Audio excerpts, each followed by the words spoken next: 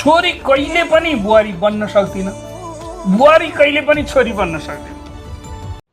मलाई होइन उहाँ बुवाको चाहिँ धेरै त भन्दिनँ, अलिअलि कुराहरू चाहिँ ठिक लाग्छ, सबै कुरा चाहिँ ठिक लाग्दैन होइन। तर यो कुरामा चाहिँ म पनि सहमत छु। किन भन्नुहुन्छ भने होइन, छोरी उहाँले भने जस्तो छोरी छोरी नै हो र बुहारी बुहारी नै हो। म पनि कसैको बुहारी हो होइन, म कहिले पनि छोरी बन्न खोज्दिनँ कि। र म कहिले पनि सोच्दिनँ कि म जुन घरमा बिहे गरेर गएँ त्यो घरमा मलाई छोरीको जस्तो ट्रिट गर्नुपर्छ, म छोरी हो भनेर म कहिले पनि खोज्दिनँ। म बुहारी नै हो, म मेरो सासु आमाको खुट्टा ढोग्छु होइन, घरमा गर्नुपर्ने काम सबै गर्छु र म बुहारी नै हो। र म जब मेरो माइतीमा जान्छु म त्यहाँ गएर एउटा सिङ्को पनि भाँच्दिनँ, किनकि म त्यहाँ छोरी हो।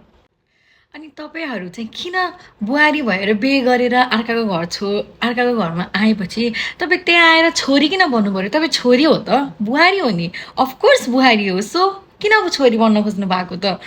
तपाईँले बुहारी भएर गर्नुपर्ने कर्तव्य रेस्पोन्सिबिलिटी गर्दै जानुहोस् होइन, गर्न पनि पर्छ र गर्नु पनि होइन, गर्नु। अनि तपाईँ बुहारीकै ठाउँमा बस्नु, सासूले पनि तपाईँलाई बुहारीकै जसरी ट्रिट गर्नुहुन्छ, त्यहाँ कुनै मनमुटाव आउँदैन र कुनै काम गर्नु पर्यो भनेर मैले यो काम गर्नु पर्यो भन्ने पनि स्टार्ट हुँदैन। यदि म छोरी हो भने तपाईँले जब आफूले आफूलाई छोरी सम्झिनुहुन्छ नि, त्यहाँ स्टार्ट भइहाल्छ। के स्टार्ट हुन्छ भन्दा मैले यो गर्नु पर्यो, मैले यस्तो गर्नु पर्यो, भनेर धेरै कुराहरू त्यहाँ सुरु हुन्छ क्या। त्यही भएर छोरी छोरी नै हो, बुहारी बुहारी नै हो। अरूको घरबाट बिहे गरेर एउटा घरमा अथवा केटाको घरमा आएपछि त्यहाँ आएर छोरी बन्न नखोज्नुहोस्।